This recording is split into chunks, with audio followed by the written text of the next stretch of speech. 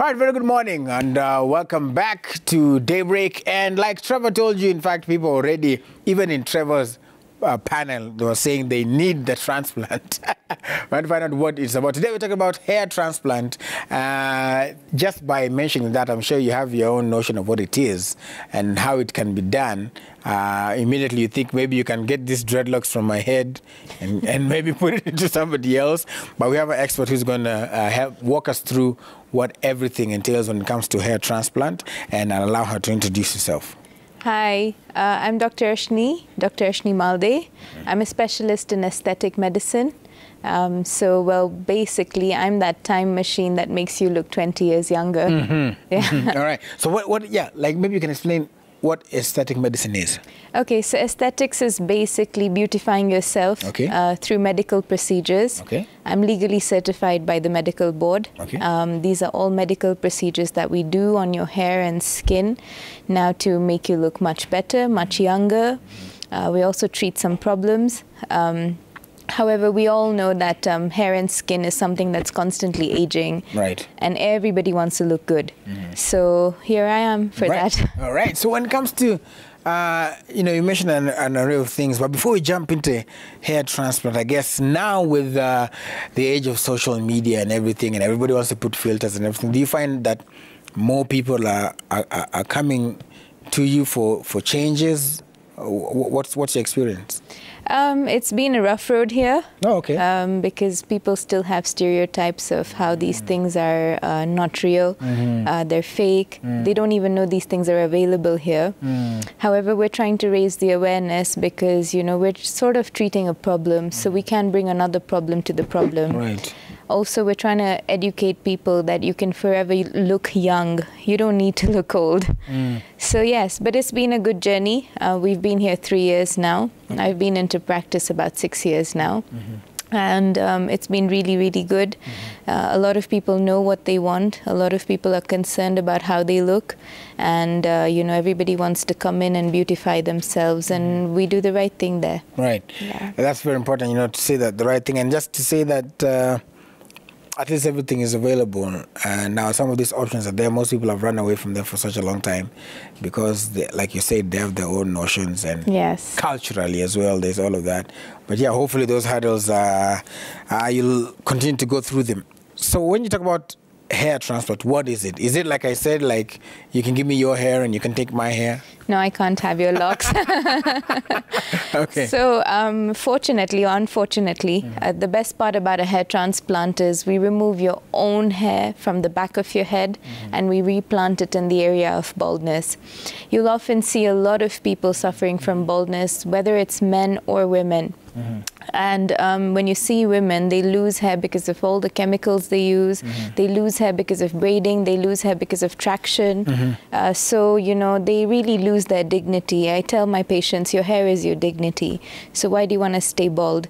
So it's a natural hair restoration process whereby we remove your own hair. We remove your hair from the back of the head. So even if you see an 80-year-old or a 90-year-old who has a kipara, he still has the hair at the back of the head. And that's the strongest hair that we have. And now that hair is what we remove and we replant in the area of baldness.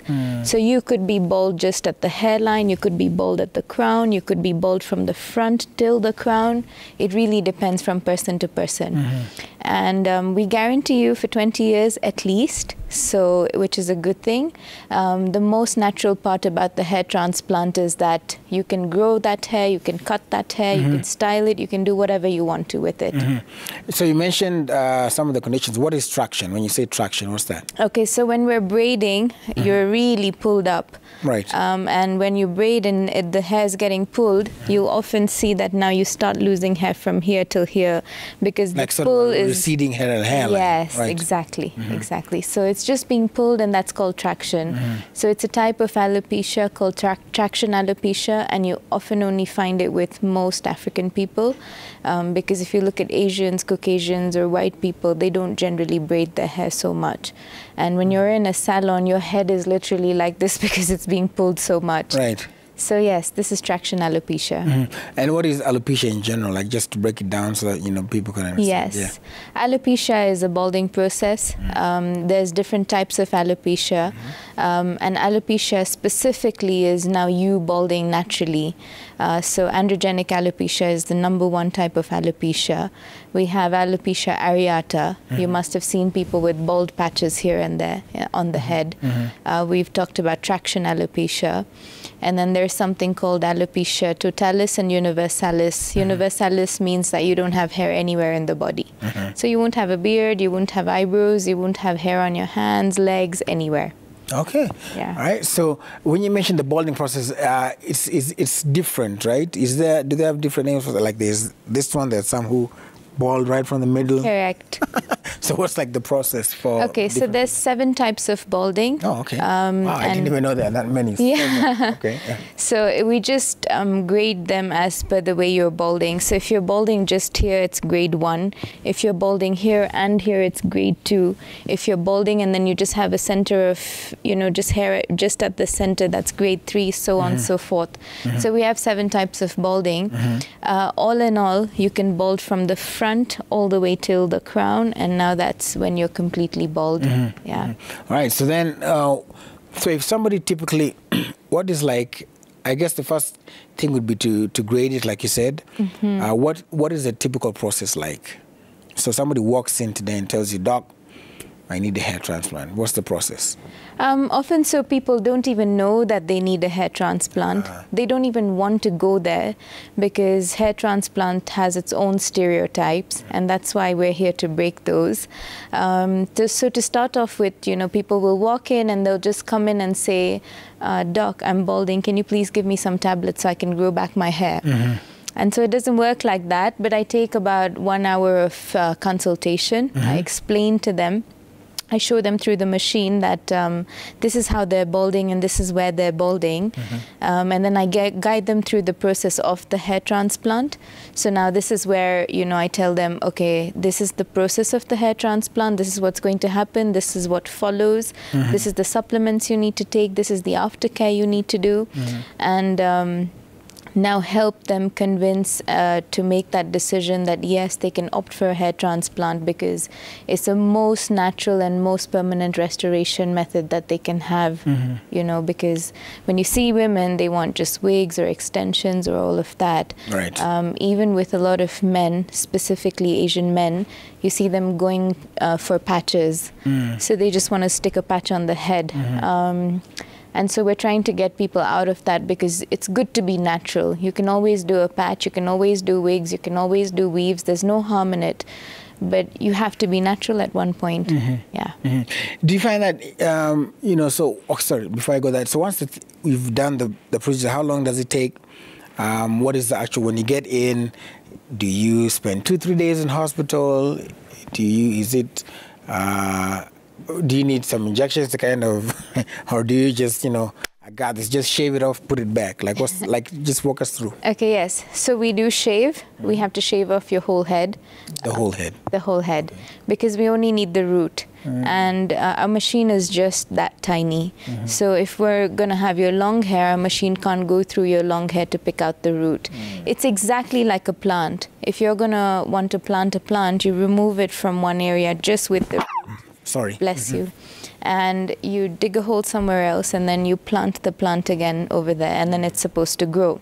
So that's the same concept with hair transplants. You just need the root, take out the root from the back of the head, make a small hole in the front of the head or the area of the baldness, and then we replant the hair. It's an outpatient process. So you're coming in at about 9 in the morning, you go back home at 5. It's just local anesthesia. So we're just numbing this side of the head and numbing this side of the head. So you can literally drive in and drive back home.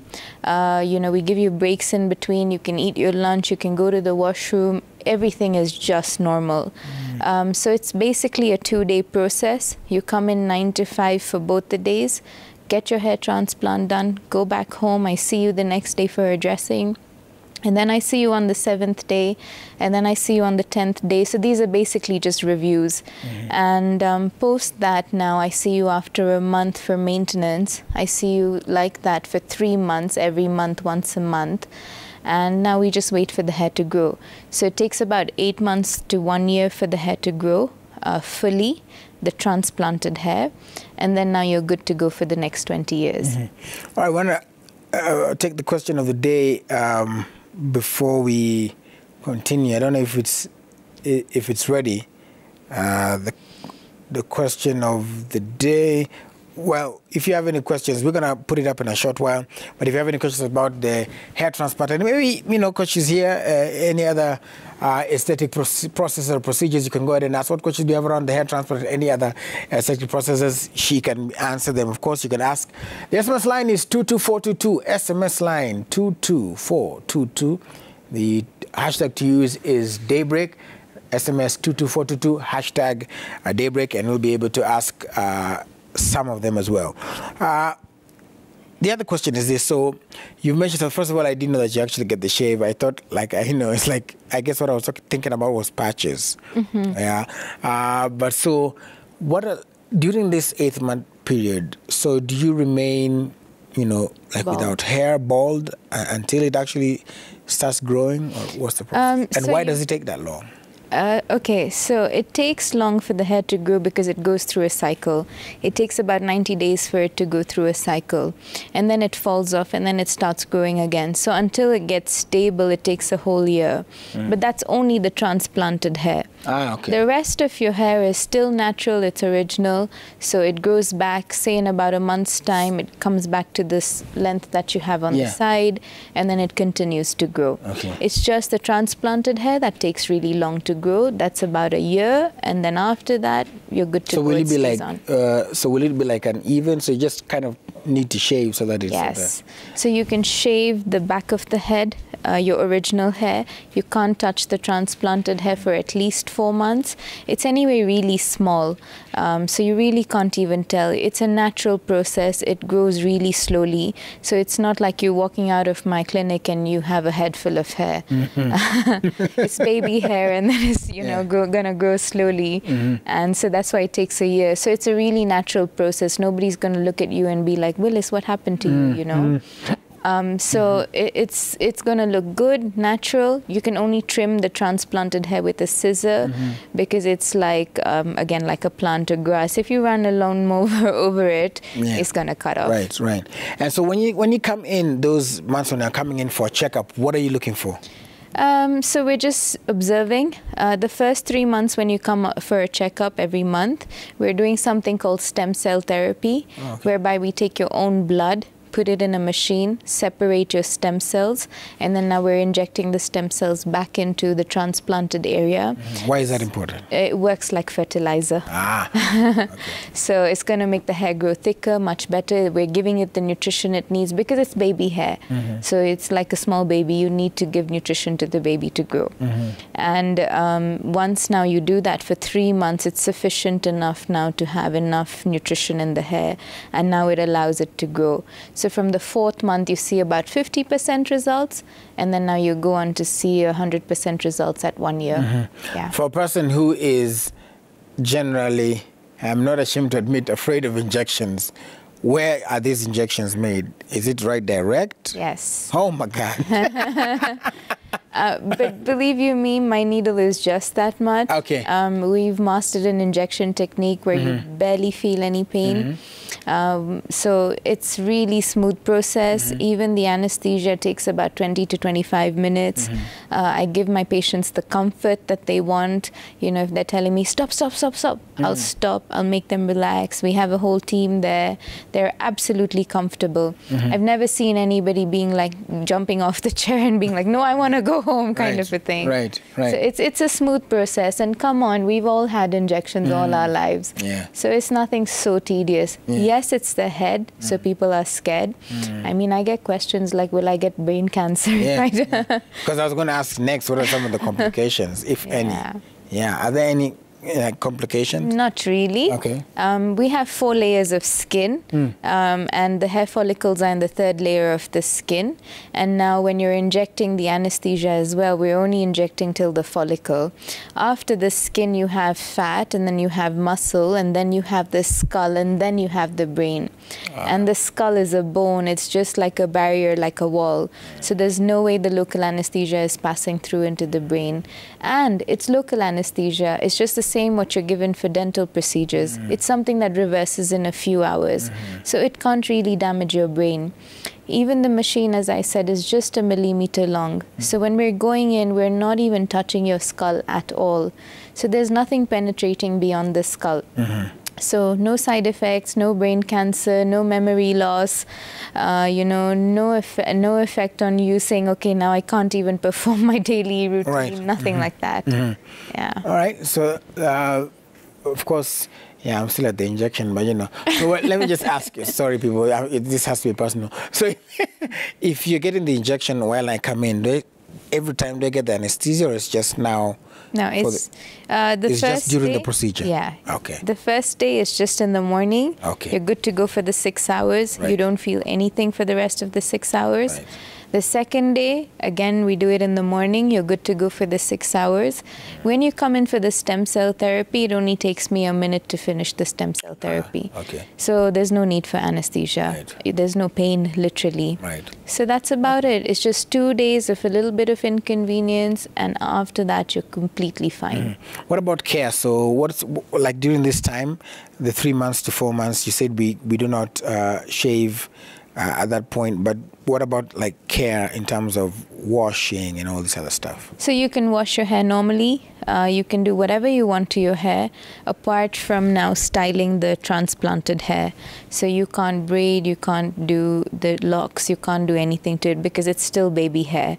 Apart from that, just normal usual care. We, however, don't allow you to wear a cap or a hat or anything that's tight on the head for at least 8 months. Is there a specific reason? It suffocates the hair. It's baby hair. If you're going to press it with something tight, it's going to die. And then now it doesn't work. Your hair transplant fails.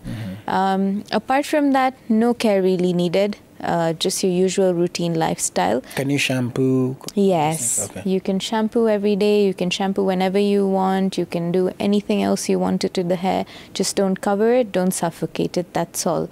Only the first 7 days is when you're restricted to washing the head. Okay. We give you a medicated spray that you're supposed to spray on the head. And on the 10th day is when we do the hair wash for you. That's going to be your first hair wash. Okay. And after that, usual normal routine lifestyle. Right. Yeah. So just understand, if you're not wearing a hat or a cap or something like that, and you know, so if you have to shave your head, so for the ladies, for example, for the 8 months you have short hair, pretty much. All right, but you're looking at probably the end goal. I guess is the beauty about it. Correct. All right. So what do you think are some of the, you know, but before that, are there different types? You say there are different grades of Balding. Are there different types of hair transplant? Well, yes, there is. Okay. But we only do one type. Okay. Initially, back in the day, we used to do something called FUT. FUT. And FUT meant that we would take a whole strip from the back of the head, just like the way you would with grass, and then we have to stitch the back together. And now from that strip of skin and hair that we have, we pluck out the hair and then replant. But that would always leave somebody with a scar at the back. So we innovated and went on to FUE, Follicular Unit Extraction. Now there we just have a small single machine where we're just using that machine to, you know, pluck out the follicles and then replant. So there's no scarring, there's nothing, there's no downtime, there's no suturing, there's nothing like that. There is also something called Biohair fiber transplant. Now, this is what you were asking. Can you take somebody else's hair and plant it? So you literally can't take someone else's hair, but we use something called fiber, which is artificial, and we can replant that. This is very rare, only in cases where somebody is completely bald and we have nowhere to take hair from. So at that time now we use biofiber. So biofiber is now just, you know, normal strings of fiber that we plant. But there's a long process to it. It's way much more expensive, and the downtime or the bad part about it is that you can't grow that hair because it's just artificial hair that's just nicked into your head. So you can't grow it, you can't style. You can style it, but you can't really do anything to it. Yeah. Are there candidates who qualify, and then there are candidates who don't qualify for hair transplant? Like, you wouldn't recommend it to them, and what would be the criteria? I wouldn't recommend a hair transplant to somebody who just has no donor area. This is called the donor area.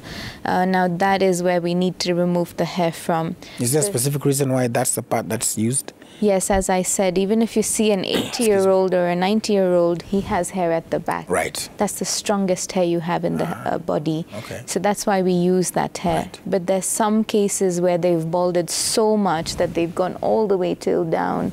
You only have about an inch of hair remaining. With that 1 inch, I can't replant to the whole head. Right. So I would refuse. However, we've just come up with new innovation. We do put some people on tablets depending on their condition. Okay. There is a treatment that we can do that actually literally grows you a head full of hair. So literally nowhere where it's not possible that you can't grow the hair at all.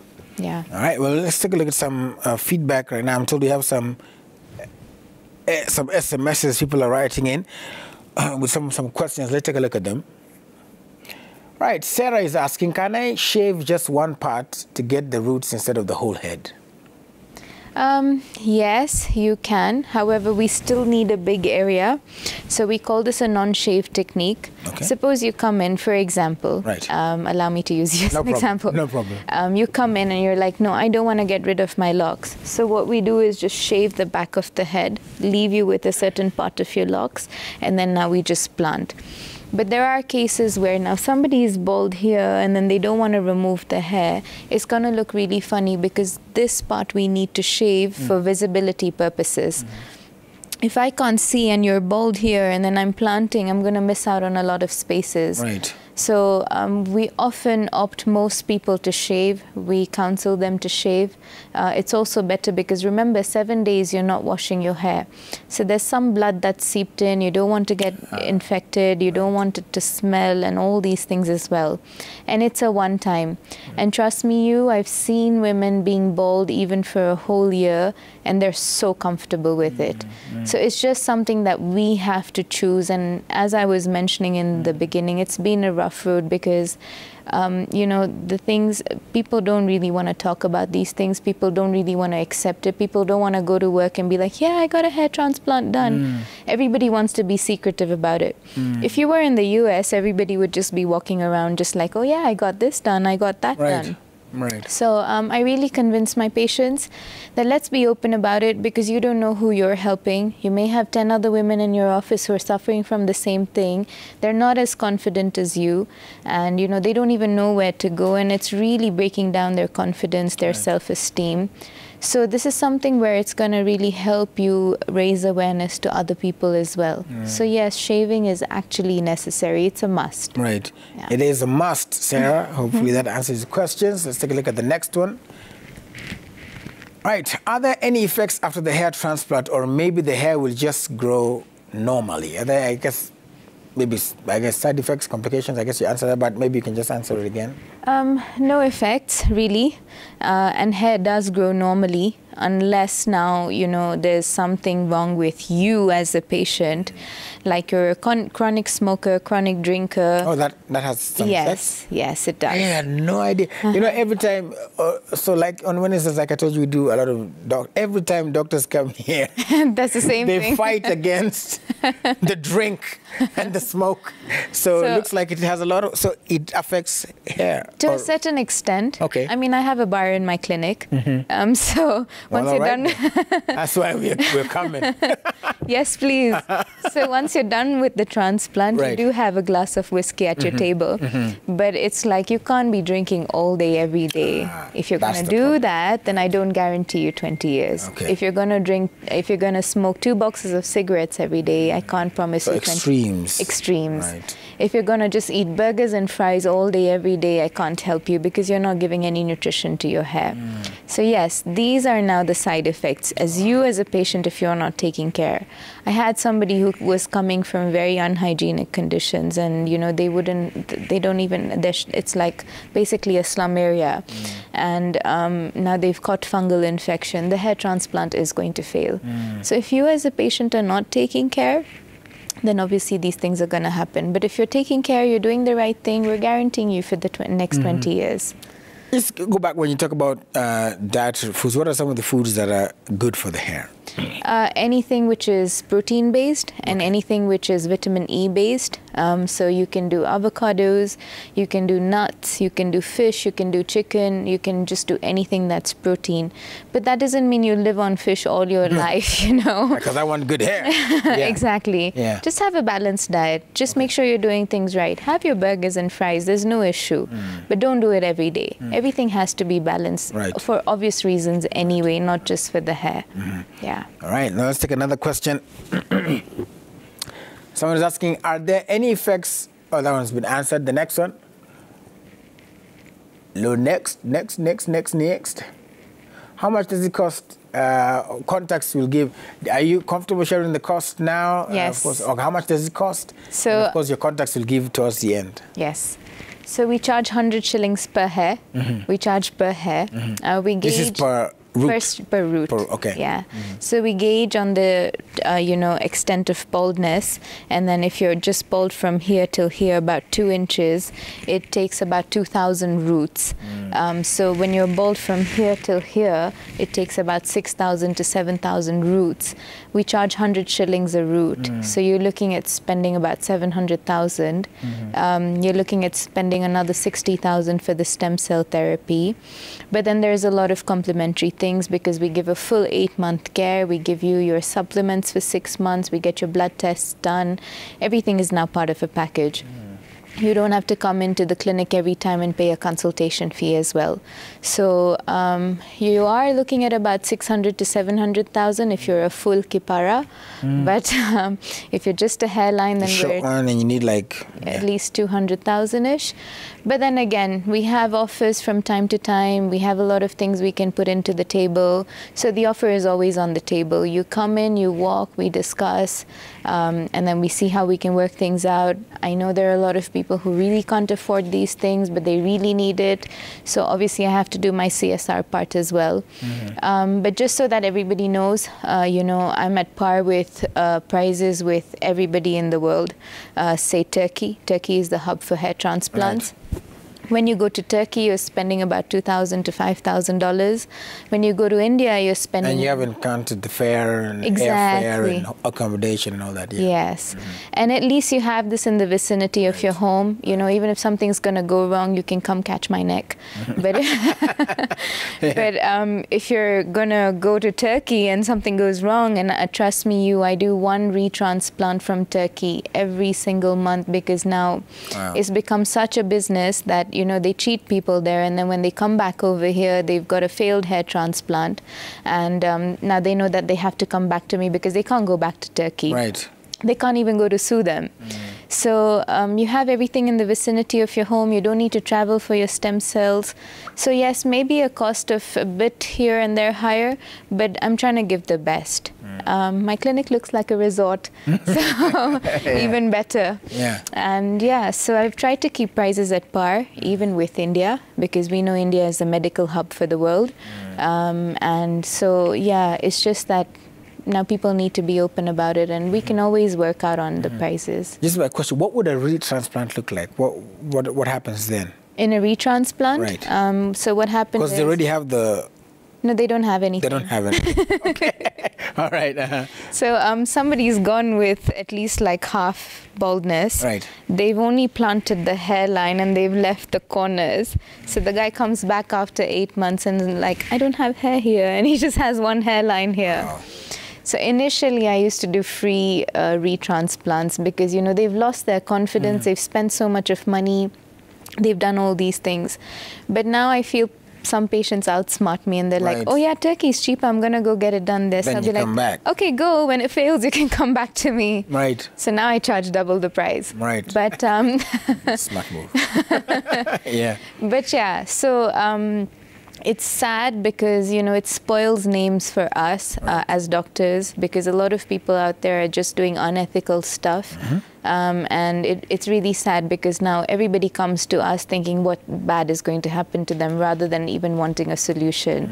And then they feel like we're overcharging them and we're not going to give them the desired results.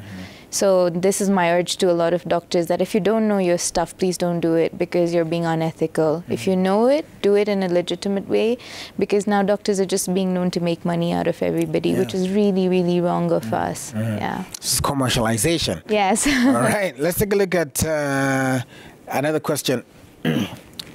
Hello, what can someone do to prevent dandruff? All right, okay.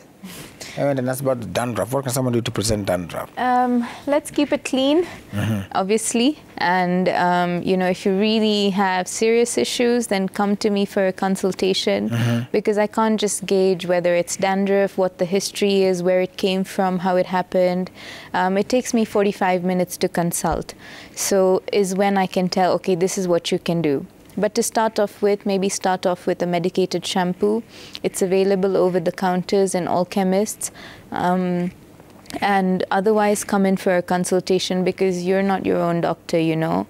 That's why we're here, and we want to help you treat things in the right manner, because it may not just be dandruff, it could be something else as well. So it's always good to look out for what the problem is, actually. All right, find out what it is, get to the solution. All right, let's take a look at another question. Do you offer beard growing? If yes, how long? That is JK watching from Kasarani. So since you do the hair, what about beard and mustache and all that? Oh, yes. We do beard transplants. Oh, okay. Yes. However, the hair still comes from the back of the head. And we can give you now a big, nice beard like, what's that, Wolverine? Yeah. You want a mustache, we can do that. You want a goatee, we can do that. We can do whatever you want. You want hair all the way till down here, we can do that as well. So yes, we do beard transplants, we do eyebrow transplants.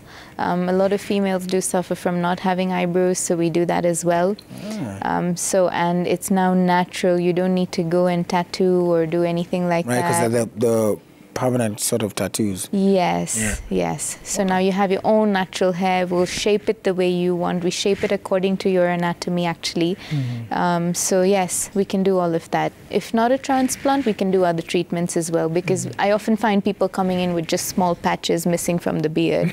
They have a good big beard. Yeah. And so then we have other treatments for that. So what would that cost look like? A beard transplant, again, roughly anything between 200 to 300,000. Eyebrow transplants, 150,000. And now patchy areas, you're looking at spending about 100 to 150,000, depending on how patchy it is, what kind of medications I need to use.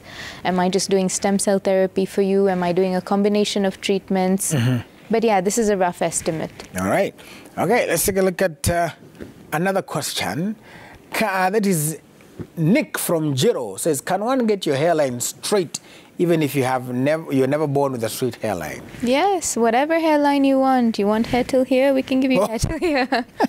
There's no harm. Right. So obviously we guide you and we tell you what's going to look good for your body, what's going to look good for your face. Standardly, you know, if you're going to look at yourself and you put your 4 fingers on your forehead, that's what demarcates where your hairline should start from. But then... All right, I'm going to be bold enough to do it. Here we go, folks. A little lower. Lower? Yeah. So I'm missing a little bit. You're missing about a centimeter. It's what do you call it? You call it traction? That's traction. It's probably the traction. Hey, Brown, on my traction.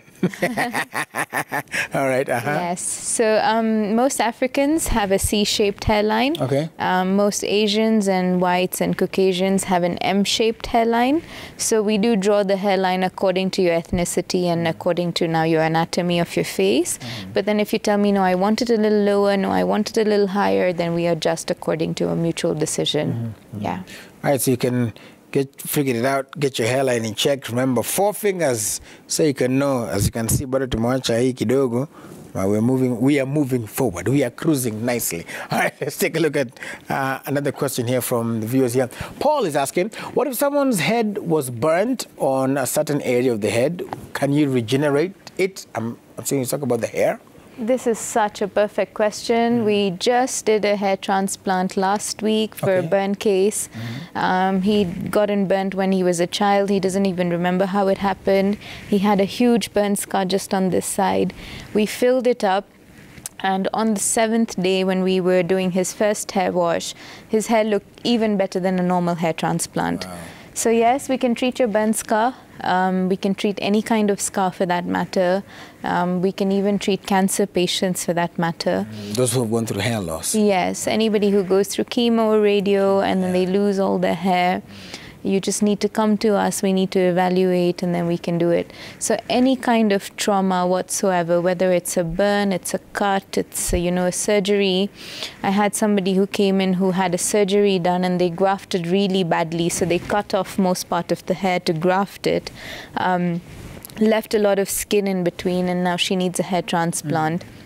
So yes, we can do that as well. Yeah, it restores some hope and dignity to people as well. All right, let's take a look at another question here. Hi, what can you do for those women who have hair on the chin? Is that something that can be done? Yes. Yeah. So we do put hair and now we remove hair as well. Okay.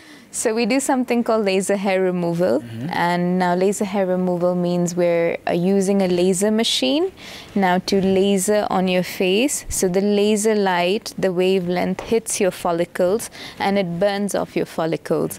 So you do 6 sessions of laser hair removal and all your hair is gone.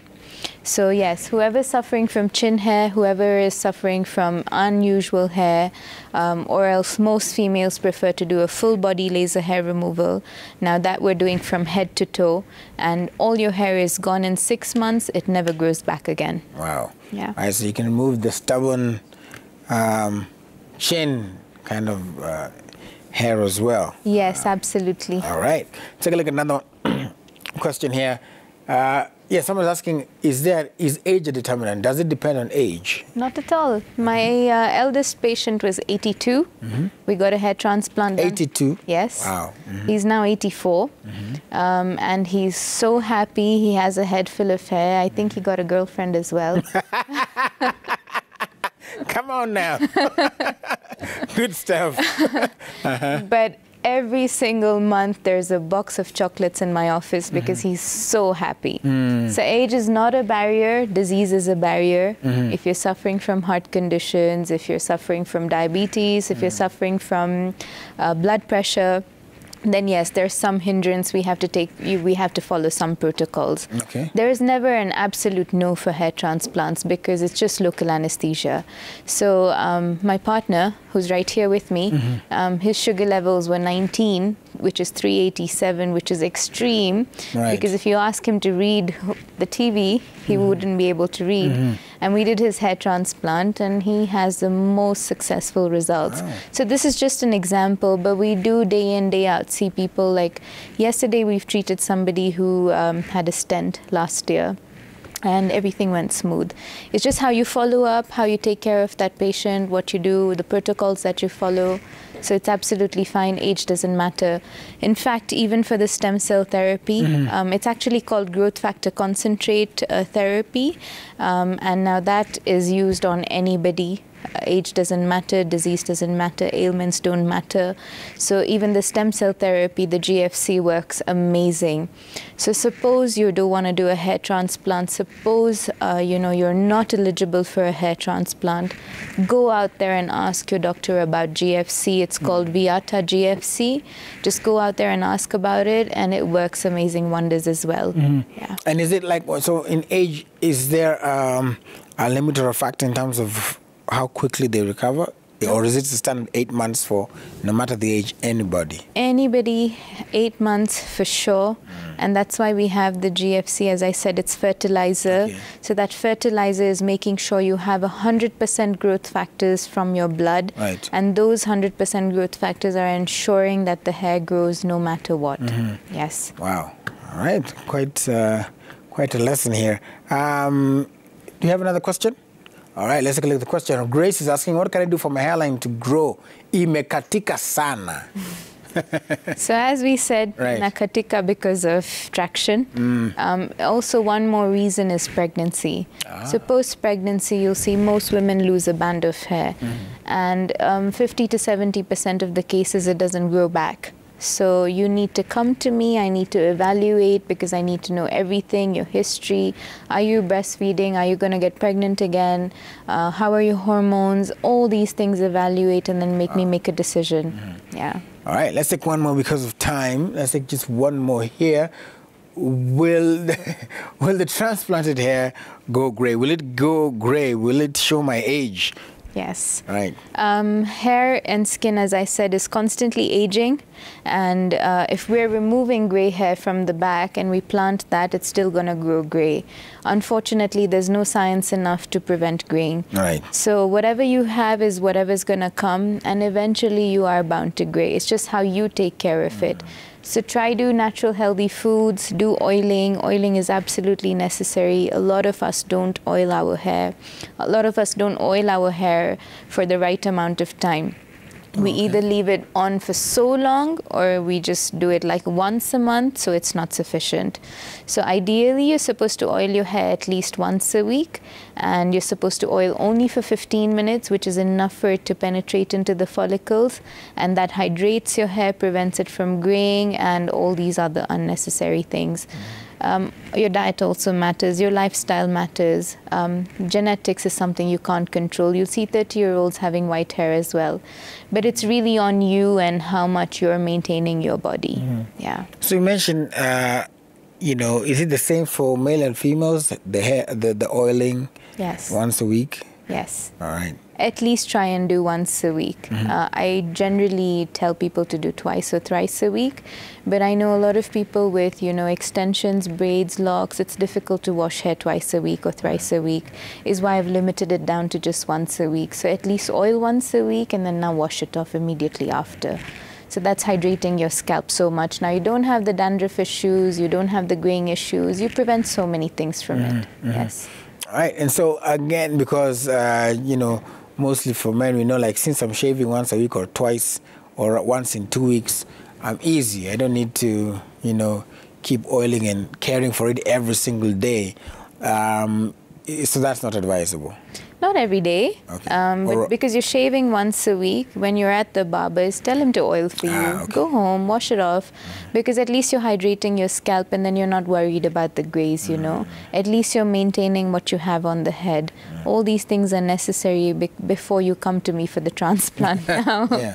Yes. All right. And finally, one of the, is that, so there's so many products out there for hair. So when I'm buying a hair product, like, what are the things that I'm looking for there that are good for my hair? Because there are people who promise all sorts of things. Oh, yes. I've seen a spray that you spray and the next day you have a head full of hair. I mean, why am I doing hair transplants then? I just start the spray factory. The spray business, yeah. So this is all obviously fake, but there are some legit things out there. As I said, you need to moisturize your hair, so you need to oil. You obviously want to use some gels and creams and things like that here and there once in a while to style the hair, which is fine. See what suits your body. See what, is good for your body and your hair. Don't go out there spending just because your friends are spending. Honestly, a normal shampoo and a normal conditioner is just good enough for your hair. Your diet is what helps your hair. Your oiling is what helps your hair. So don't go all out there and buy Dior and this and that, and just because your friends are buying it and just because you think it's really going to work miracles, then we wouldn't be here to help you. To do it. Yes. But yeah, take care of your hair as much as you can. See what suits your body. Oiling is necessary. Eating the right food is necessary. I mean, come on, we all can do a handful of nuts every day, right? Right. So that's good enough. That's vitamin E, that's oil, that's good enough. And then once in a while, make sure you're taking care of your hair, just massaging it, whatever you can do best for it. All right. That's about it. Okay. Yeah. All right. So, of course, the question that I've been asked there is also, where can they find you, your physical location, and also social media handles, and if you are willing to give your contact, office line, how can they get in touch with you? So we're based in Muthaiga. Okay. We're right next to Gertrude's Hospital. It's called Muthaiga Groove. You'll see a board for TIA Clinics. My clinic name is TIA Clinics, TIA. This is Africa. Oh. And our phone number is 0799 995716. That number I'm going to again. repeat that. Okay. Yep. 0799 995716.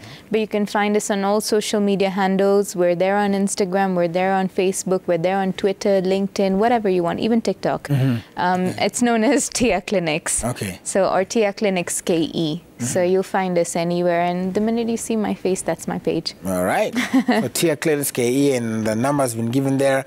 Want to say thank you so much. It's actually been very enlightening for me, I'm sure for the people who are watching as well, to find out all the possibilities and opportunities that are there that you can take advantage of. Thank you so much as well. It was a dream to meet you. Thank you very much. And I'm finally here and I've seen you. I'm going to pinch myself a bit. But thank you so much. It was a really good show, and I hope I've raised enough awareness for people. And, you know, we're here, we're doing things. Support local. Right. Don't go to Turkey and do these things. Don't go to Turkey and come back. And then be charged double. Charged double. Double for your trouble. Yeah. All right, well, thank you so much. I hope you've learned some. Remember, you can catch us a little bit later on YouTube in case you just caught us in the tail end and you want to, you know, get some more information about it. If, again, you missed her contact, it's TIA Clinics KE. If you want to reach out to her and you can't for some reason, you can always reach out to us. We'll put you in touch with her. Get as much information as you can, and be comfortable in your skin, be comfortable, and be proud of doing some of these things. You know, there's so much stigma around it, so be proud of doing some of these things, and you know, help some people. So if you know there's somebody who needs this information, share it with them. That is the essence of the show. All right, we'll see you tomorrow. Tomorrow is Thursday, so you know we're eating. Kesho ni siku ya kupika, so we'll see you then. Coming up in this hour, interdenominational prayers are going on. The elections are 5 days away. Prayers are going on, and we're going to join them live at IBC and the National Council of Churches, I believe. And from there on, pia kama kuna ile time sema na Citizen itakuwa imekuja, and tutaendelea hivyo. Keep it Citizen Television, both on air, off air, online. Peace and love.